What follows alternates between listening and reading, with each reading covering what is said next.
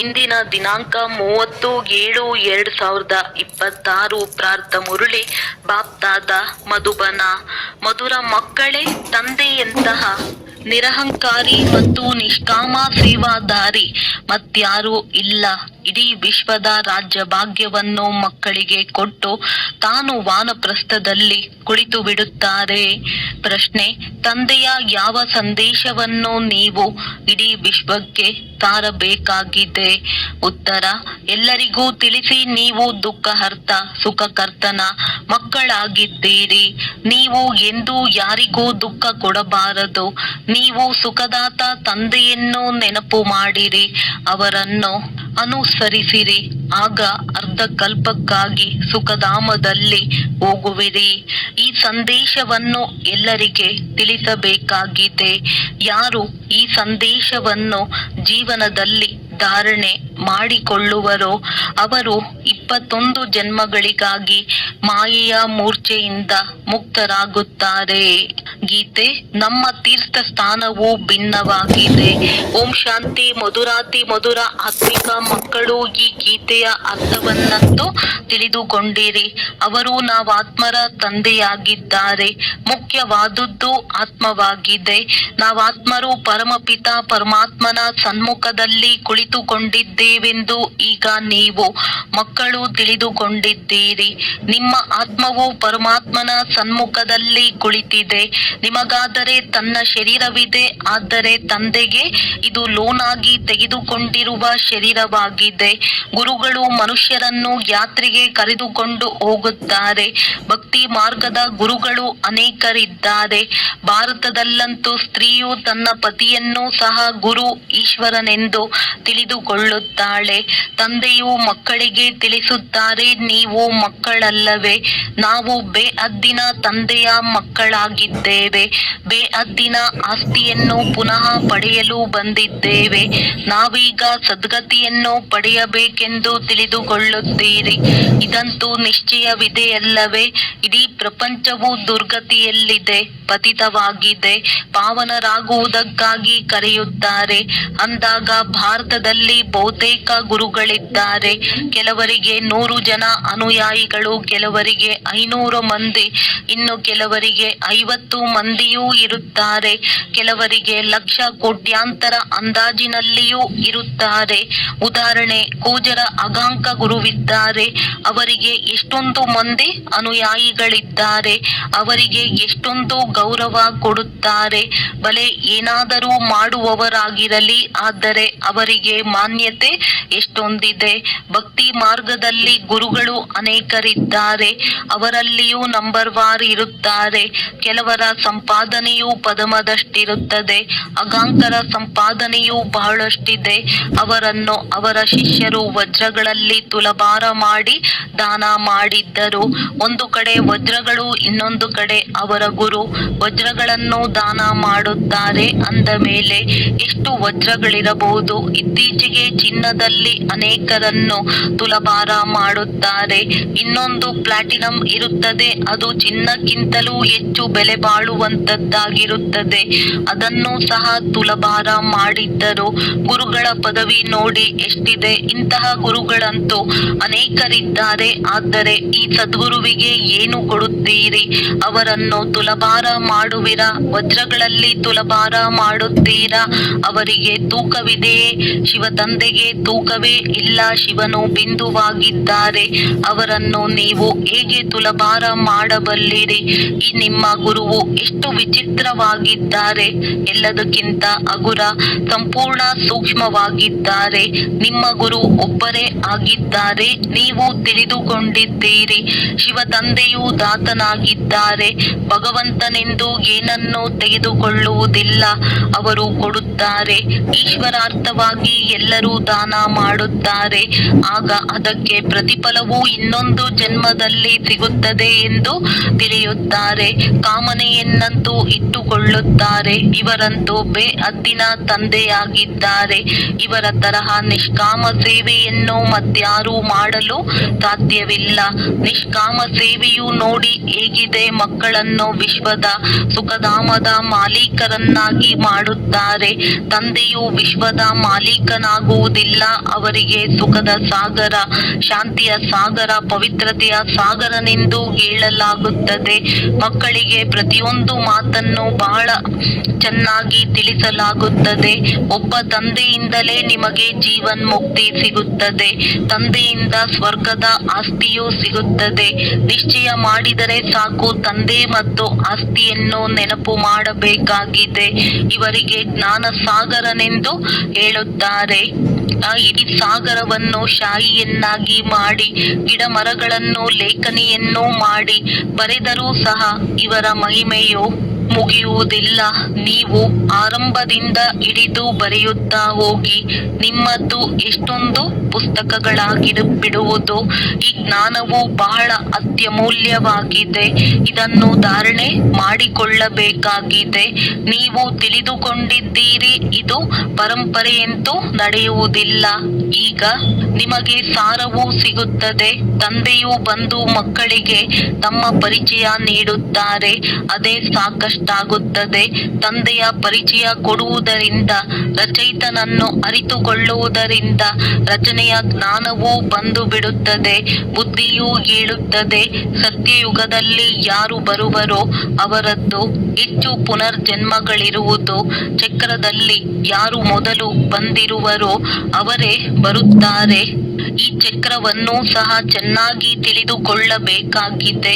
ನಮ್ಮ ತೀರ್ಥ ಸ್ಥಾನವು ಭಿನ್ನವೆಂದು ಗೀತೆಯಲ್ಲಿಯೂ ಕೇಳಿದ್ದೀರಿ. ಆ ತೀರ್ಥ ಯಾತ್ರೆಗಳನ್ನಂತೂ ಜನ್ಮ ಜನ್ಮಾಂತರದಿಂದಲೂ ಮಾಡುತ್ತಾ ಬಂದಿದ್ದೀರಿ. ಇದು ಕೇವಲ ನಿಮ್ಮ ಒಂದು ಜನ್ಮದ ಯಾತ್ರೆಯಾಗಿದೆ. ಇದು ಆತ್ಮಿಕ ಯಾತ್ರೆಯಲ್ಲಿ ಸ್ವಲ್ಪವೂ ಕಷ್ಟವಿಲ್ಲ. ಜ್ಞಾನ ಕೊಡುವವರು ಒಬ್ಬರೇ ಸದ್ಗುರುವಾಗಿದ್ದಾರೆ. ಸದ್ಗತಿಯಂತೂ ಯಾರಿಗೂ ಆಗುವುದಿಲ್ಲ. ಅವರು ಸುಪ್ರೀಂ ಜ್ಞಾನ ಸಾಗರನಾಗಿದ್ದಾರೆ. ಸರ್ವರ ಸದ್ಗತಿಯಾಗಿ ಬಿಡುತ್ತದೆ ಅಂದ ಮೇಲೆ ಇನ್ನೇನು ಬೇಕು? ತತ್ವಗಳು ಸತೋ ಪ್ರಧಾನವಾಗಿ ಬಿಡುತ್ತವೆ. ಇಲ್ಲಿ ತಮೋ ಪ್ರಧಾನರಿರುವ ಕಾರಣ ವಾಯು ಇತ್ಯಾದಿಗಳು ಸಹ ಅದೇ ರೀತಿ ತಮೋ ಪ್ರಧಾನವಾಗುತ್ತದೆ. ಎಷ್ಟೊಂದು ಭೂಕಂಪಗಳಾಗುತ್ತವೆ.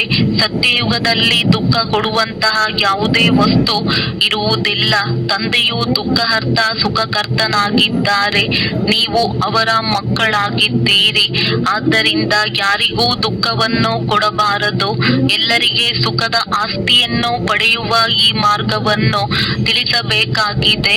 ಈಗ ತಂದೆಯು ತಿಳಿಸುತ್ತಾರೆ, ನೀವು ಸುಖವನ್ನೇ ಕೊಡಬೇಕಾಗಿದೆ. ತಂದೆಯು ನಿಮಗೆ ಅರ್ಧಕಲ್ಪಕ್ಕಾಗಿ ಇಂತಹ ಸುಖವನ್ನು ಕೊಡುತ್ತಾರೆ. ಅಲ್ಲಿ ದುಃಖದ ಹೆಸರೇ ಇರುವುದಿಲ್ಲ. ನೀವು ತಿಳಿದುಕೊಂಡಿದ್ದೀರಿ, ತಂದೆಯಿಂದ 21 ಜನ್ಮಗಳ ಆಸ್ತಿಯನ್ನು ಪಡೆಯಲು ನಾವು ಇಲ್ಲಿಗೆ ಬಂದಿದ್ದೇವೆ. ನೀವು ವಿದ್ಯಾರ್ಥಿಗಳಾಗಿದ್ದೀರಲ್ಲವೇ? ನಿಮ್ಮ ಹೃದಯದಲ್ಲಿದೆ, ಶಿವ ತಂದೆಯಿಂದ ಸ್ವರ್ಗದ ಸುಖವನ್ನು ತೆಗೆದುಕೊಳ್ಳುತ್ತೇವೆ. ಅದರಿಂದ ಎಲ್ಲ ದುಃಖಗಳು ದೂರವಾಗಿ ಬಿಡುತ್ತವೆ. ತಂದೆಯು ನಮಗೆ ಎಚ್ಚರವಾಗಲು ಸಂಜೀವಿನ ಮೂಲಿಕೆಯನ್ನು ಕೊಡುತ್ತಾರೆ.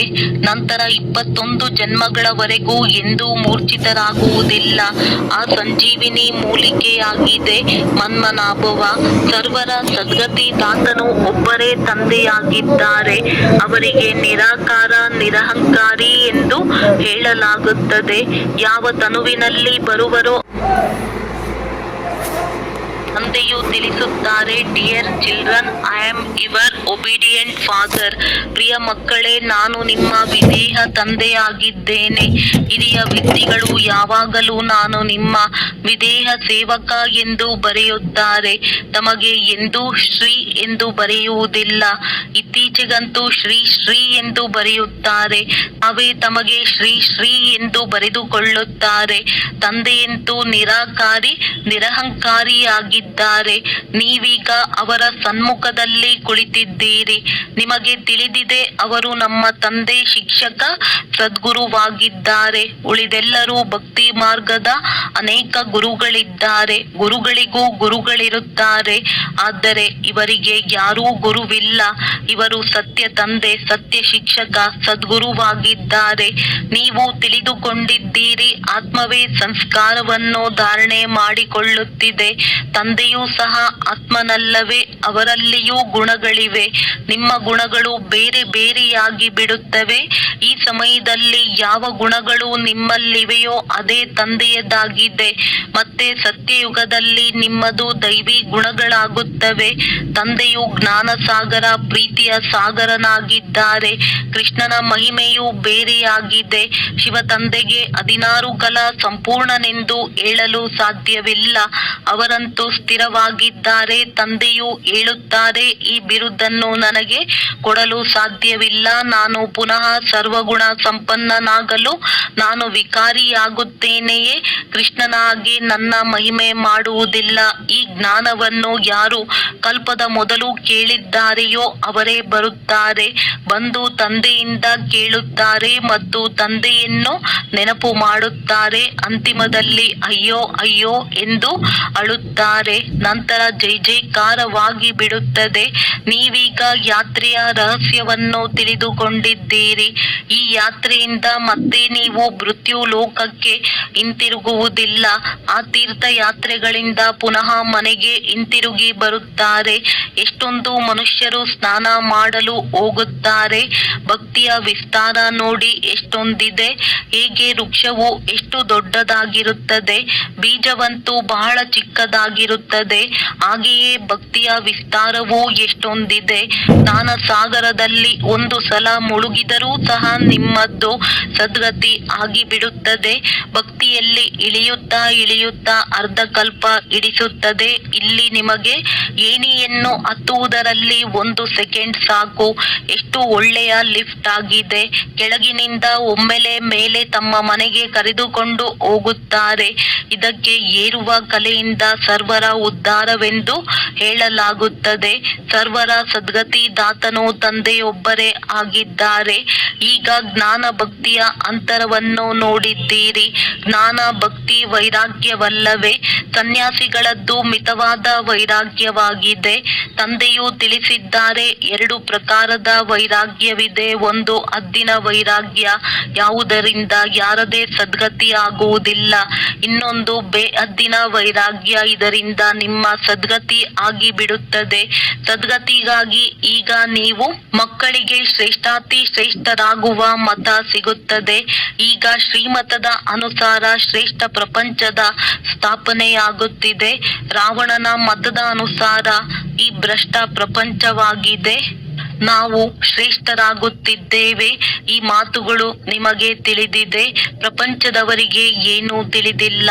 ಈ ಬ್ರಹ್ಮ ಕುಮಾರಿಯರು ವಿನಾಶ ಮಾಡಿಸುವವರಾಗಿದ್ದಾರೆಂದು ಹೇಳುತ್ತಾರೆ.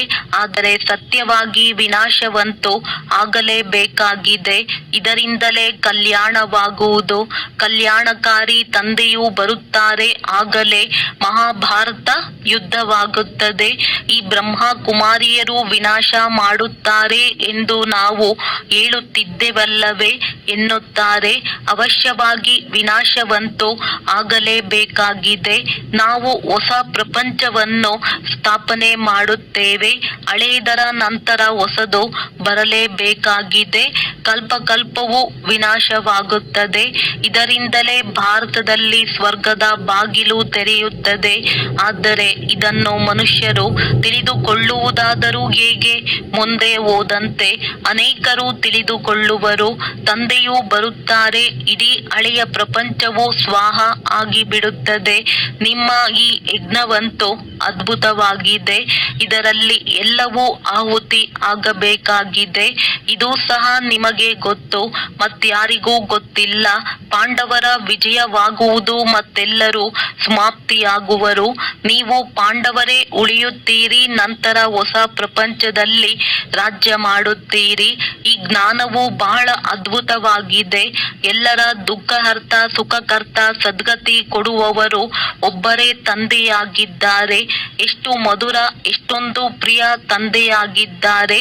ಮಧುರ ತಂದೆಯೇ ತಾವು ಬಂದರೆ ನಾವು ನಿಮಗೆ ಬಲಿಹಾರಿ ಆಗುತ್ತೇವೆ ನನ್ನವರು, ನಿಮ್ಮ ಹೊರತು ಮತ್ಯಾರೂ ಇಲ್ಲವೆಂದು ಹೇಳುತ್ತಾ ಬಂದಿದ್ದೀರಿ.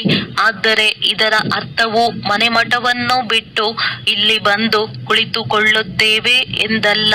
ಬಲೆ ಗೃಹಸ್ಥ ವ್ಯವಹಾರದಲ್ಲಿಯೇ ಇರಿ. 7 ದಿನಗಳ ಕೋರ್ಸ್ ತೆಗೆದುಕೊಂಡು ಮತ್ತೆ ಎಲ್ಲಿಯಾದರೂ ಹೋಗಿರಿ. ಮನ್ಮನಾಭವ ಕೇವಲ ತಂದೆಯನ್ನು ನೆನಪು ಮಾಡಬೇಕು ಮತ್ತು ಆಸ್ತಿಯನ್ನು ಪಡೆಯಬೇಕಾಗಿದೆ. ಕೇವಲ ನೆನಪಿನ ಯಾತ್ರೆಯಲ್ಲಿ ಇರಬೇಕಾಗಿದೆ. ಇದರಿಂದಲೇ ದೋಣಿಯು ಪಾರಾಗುವುದು. ಇದನ್ನೂ ಸಹ ನೀವು ತಿಳಿದುಕೊಂಡಿದ್ದೀರಿ. ಪವಿತ್ರರಾಗಿರಬೇಕಾಗಿದೆ. ಚೀಚಿ ಪದಾರ್ಥಗಳನ್ನು ತಿನ್ನಬಾರದು. ಮುರುಳಿಯಂತೂ ಅವಶ್ಯವಾಗಿ ಸಿಗುತ್ತದೆ. ಕೆಲವೊಂದು ಸಮಯದಲ್ಲಿ ಮುರುಳಿಯೂ ಸಿಗುವುದಿಲ್ಲ. ಆಪತ್ತುಗಳು ಬರುತ್ತವೆ, ಏರುಪೇರುಗಳಾಗುತ್ತವೆ. ಆಗ ಮುರುಳಿಯೂ ಸಿಗುವುದಿಲ್ಲ. ನೀವು ಈ ಕಣ್ಣುಗಳಿಂದ ಏನೆಲ್ಲವನ್ನೂ ನೋಡುತ್ತೀರೋ ಇದೇನು ಉಳಿಯುವುದಿಲ್ಲ. ಎಲ್ಲವೂ ಭಸ್ಮವಾಗಿ ಬಿಡುವುದು. ಪ್ರಳಯವಂತೂ ಆಗುವುದಿಲ್ಲ. ಪ್ರಪಂಚವಂತೂ ಒಂದೇ ಆಗಿದೆ. ಹೊಸದರಿಂದ ಹಳೆಯದಾಗುತ್ತದೆ. ಹೊಸ ಪ್ರಪಂಚ ಹಳೆಯ ಪ್ರಪಂಚವೆಂದು ಹೇಳಲಾಗುತ್ತದೆ. ಈಗಂತೂ ಹೇಳುತ್ತೀರಿ, ಇದು ಹಳೆಯ ಪ್ರಪಂಚವಾಗಿದೆ. ಇನ್ನೂ ಸ್ವಲ್ಪವೇ ಸಮಯವಿದೆ. ಕಲ್ಪದ ಆಯಸ್ಸು ಲಕ್ಷಾಂತರ ವರ್ಷಗಳೆಂದು ಅವರು ಹೇಳುತ್ತಾರೆ. ಕಲಿಯುಗವು ಇನ್ನೂ 40,000 ವರ್ಷಗಳು ನಡೆಯುವುದೆಂದು ಹೇಳುತ್ತಾರೆ. ವಾಸ್ತವದಲ್ಲಿ ಇದು 5,000 ವರ್ಷಗಳ ಚಕ್ರವಾಗಿದೆ. ನಿಮ್ಮ ಬುದ್ಧಿಯಲ್ಲಿ ಸಂಪೂರ್ಣ ಜ್ಞಾನವಿದೆ. ಮನುಷ್ಯರು ಬಹಳ ಕಲ್ಲು ಬುದ್ಧಿಯವರಾಗಿದ್ದಾರೆ. ಪಾತ್ರಧಾರಿಗಳಾಗಿಯೂ ಡ್ರಾಮಾದ ರಚಯಿತ ನಿರ್ದೇಶಕರನ್ನು ಅರಿತುಕೊಂಡಿಲ್ಲ. ಅಂದ ಮೇಲೆ ಅವರಿಗೆ ಏನು ಹೇಳುವುದು? ವಿಶ್ವದ ಚರಿತ್ರೆ, ಭೂಗೋಳವು ಹೇಗೆ ಪುನರಾವರ್ತನೆಯಾಗುತ್ತದೆ ಎಂಬುದನ್ನಂತೂ ತಿಳಿದುಕೊಳ್ಳಬೇಕಲ್ಲವೇ? ಯಾರು ಚೆನ್ನಾಗಿ ತಿಳಿದುಕೊಳ್ಳುವರೋ ಅವರು ಬುದ್ಧಿಯಲ್ಲಿ ಧಾರಣೆ ಮಾಡಿಕೊಂಡು ಅನ್ಯರಿಗೆ ಧಾರಣೆ ಮಾಡಿಸುತ್ತಾರೆ. ಅಂಥವರು ಶ್ರೇಷ್ಠ ಪದವಿಯನ್ನು ಪಡೆಯುತ್ತಾರೆ. ತಂದೆಯು ತಿಳಿಸುತ್ತಾರೆ, ನನ್ನಲ್ಲಿ ಯಾವ ಜ್ಞಾನವಿದೆಯೋ ಅದನ್ನು ಈಗ ನಿಮಗೆ ತಿಳಿಸುತ್ತಿದ್ದೇನೆ. ಡ್ರಾಮಾ ಅನುಸಾರ ನಾನು ಪುನರಾವರ್ತನೆ ಮಾಡುತ್ತೇನೆ. ನನ್ನದು ಡ್ರಾಮಾದಲ್ಲಿ ಪಾತ್ರವಿದೆ. ಭಕ್ತಿ ಮಾರ್ಗದಲ್ಲಿಯೂ ಪಾತ್ರವನ್ನು ಅಭಿನಯಿಸಿದ್ದೆನು. ಈಗ ಬಂದು ನಿಮಗೆ ತನ್ನ ಮತ್ತು ರಚನೆಯ ಆದಿ ಮಧ್ಯ ಅಂತ್ಯವನ್ನು ಪರಿಚಯವನ್ನು ಕೊಡುತ್ತೇನೆ. ನಾನು ಸಹ ಡ್ರಾಮಾದ ಬಂಧನದಲ್ಲಿದ್ದೇನೆ. ನನ್ನ ಪರಿಚಯವನ್ನು ಕೊಡಲು ಮತ್ತು ರಚನೆಯ ಆದಿ ಮಧ್ಯ ಅಂತ್ಯವನ್ನು ತಿಳಿಸಲು ಒಂದೇ ಬಾರಿ ಬರುತ್ತೇನೆ. ಒಳ್ಳೆಯದು. ಮಧುರಾತಿ ಮಧುರ ಅಗಲಿ ಹೋಗಿ ಮರಳಿ ಸಿಕ್ಕಿರುವ ಮಕ್ಕಳ ಪ್ರತಿ ಮಾತಾ ಪಿತಾ ಬಾಪ್ ದಾದಾರವರ ನೆನಪು, ಪ್ರೀತಿ ಹಾಗೂ ಸುಪ್ರಭಾತ.